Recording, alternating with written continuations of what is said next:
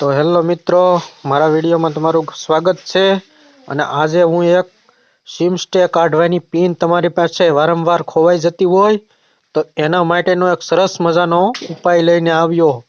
તો વિડીયો છેલ્લે સુધી જોજો અને અંત સુધી જોજો, જેથી કરીને તમારે વારંવાર સિમ કાઢવાની પિન ખોવાઈ જાય ત્યારે તમારે બીજા આગળથી માગવી પડતી હોય છે, તો એ ન માગવી પડે અને તમારું સિમ કાઢવા માટે પિન તરત જ તમને મળી જાય અને તેને કેવી રીતે સાચવવી તેના માટેનો આ એક ઉપાય લઈને આવ્યો છું।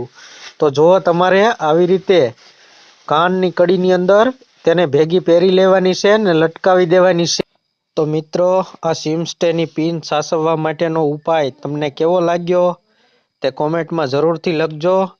અને જો તમારી પણ પિન આવી રીતે ખોવાઈ જતી હોય તો તમે એનો આવી રીતે ઉપાય કરી શકો છો।